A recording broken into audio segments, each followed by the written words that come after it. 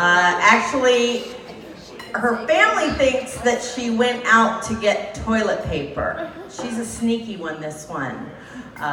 She's a stay-at-home mom and a stay-at-home comedian from Canton, Ohio. Please welcome to the stage, Nikki DeCola.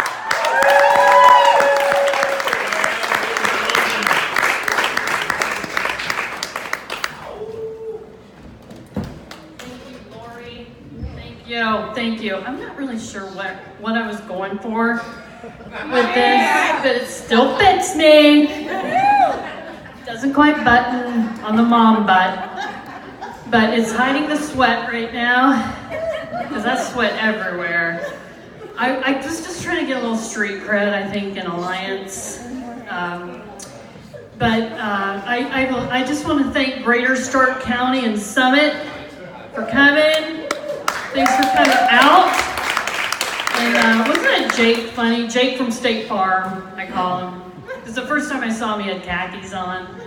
So, but you know what? I told my friend, they're like, oh, what's this going to be like? I'm like, it's okay.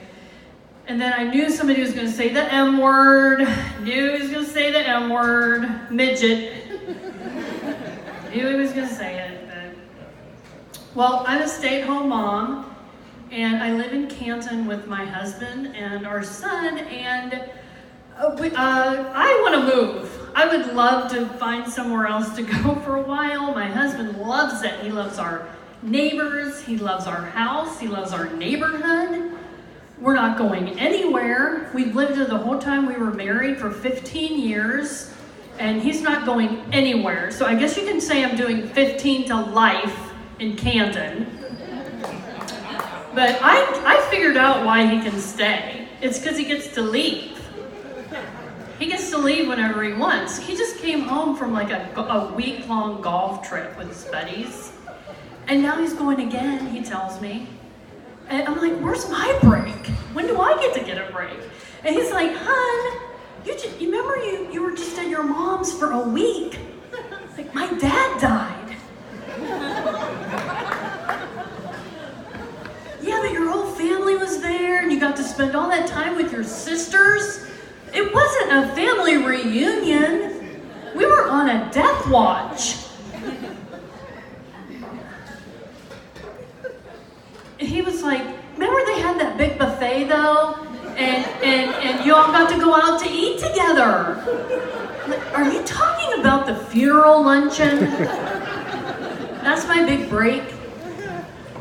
Yeah, but you know what, hon? Remember that time you spent the whole weekend by yourself in Akron? Like, I was in the hospital. Yeah, but you had a private room and the insurance covered the TV. I was not at a spa, I was having a baby. And he was like, yeah, but you gotta admit you didn't have to cook. Which is my goal. But, well, needless to say, we have an incredible fantasy life. So he plays a lot of fantasy football. So I do a lot of fantasy cleaning. And I might cook him up some fantasy food. And I told him, hey, why don't you bring home some more of your fantasy money? He asked me, are you gonna do laundry this week? Probable. Do you think we're gonna have dinner at 5? Doubtful. Questionable. My son asked me, Mom, are you gonna take me to the library? Go ask your father, honey, I'm on bye week.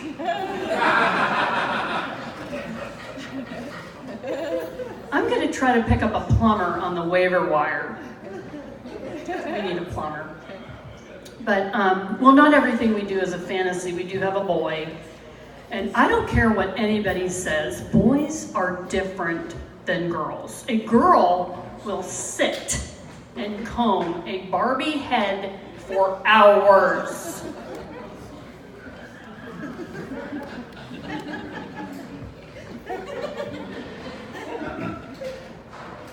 Boys, a boy is 2 chromosomes from Bigfoot.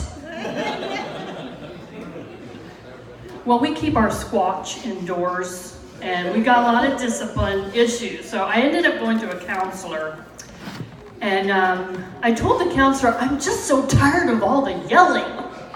And he said, do you have to yell? Do you have to ask? So he sized me up pretty quickly, and he wanted me to come back for another appointment. Me, just me. He didn't want to see my son, just me. He didn't want to talk to the person who had discipline issues. He wanted to talk to that person's mother. He didn't even ask about the child's father. He just wanted to make a whole series of appointments with me, just me. And you know why? Do you know why, ladies? You know why? Because it's always the mother's fault. Everything is the mother's fault. You know, my son didn't do his homework because I didn't put his book in his backpack. You know, Hitler, he didn't get into art school, you know, because his mom didn't cut the crusts off his toast. Jeffrey Dahmer ate all those people because his mom bought him the wrong socks. Yeah, it's her fault. Well, I'll tell you something that wasn't my fault. This is not my fault. My son learned every swear word in 3rd grade. At Catholic school, he goes to Our Lady of the Potty Mouth. And he heard these kids saying every word at school, and he wanted to know what the definitions were. He's an excellent reader. I thought he was trying to increase his vocabulary. And I didn't want to get hysterical because SHIT just means poop, and PISS just means urine. So he asked me one day, Mom, what does ass mean? Like, oh, that's nothing, honey. It's in the Bible. Jesus rode an ass into Jerusalem. It just means donkey. But don't go telling your grandma she has a big donkey, or I don't know what you're talking about. Well, every day it was like a word every day. So I had to come up with something. So this is what I came up with.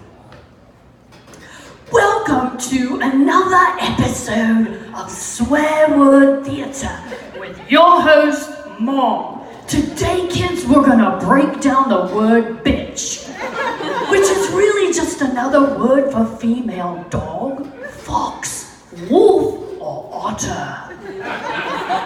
Some people use it now as slang to describe a female human, implying that she's difficult. For example, that bitch just took my parking place.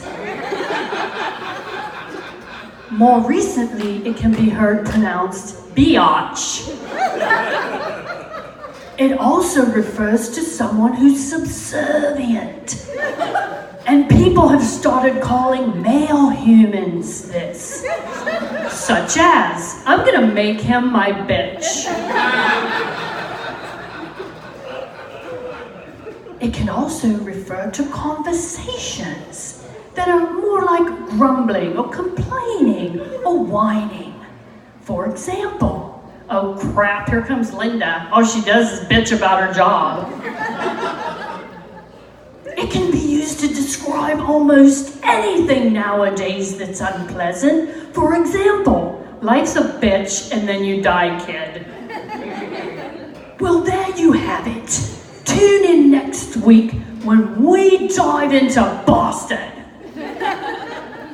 Well, comedy begins at home. I'm a stay-at-home comedian because comedy begins at home. Anyway, I had a job before I stayed home. I was a lawyer, but now I'm a stay-at-home lawyer. And people are always asking me, Andy, and why don't you use your degree? Why don't you use your degree? Trust me, if you have a kid, you need a lawyer. Do you know how much damage they can cause in other people's homes at Walmart? I mean, I'm being sued for property damages, bodily injury, medical payments. I'm defending all types of insurance claims right now. People want me to pay their deductible. Everything's always the mom's fault. You may as well lawyer yourself up. I'm lawyered up. I'm not going to jail for anybody. But, and you know what he said to me the other day? He goes, I'm 10 now. I can pretty much do whatever I want. Oh, how's that? Well, I read somewhere that I'm a citizen of the United States of America, and I have certain inalienable rights. That's right. That's right. I told you he was a good reader. That's right. And now you have the right to remain silent. Anything he says can and will be used in this act. But he's been Mirandized every day since he was 4. Have you ever gone out to eat with a 4-year-old? It's like going out to eat with a drunk. They're waving hi to everybody who walks by. Hey, hi. Hi. And then they eat their food with their hands, and they're eating off people's plates. This is good. And then they eventually get tired and tell everybody off. I hate you! Why did you bring me here? And then they end up falling asleep in their own plate. Well, there you have it. That was the stay-at-home comedian. Thank you. Thank you. Thank you.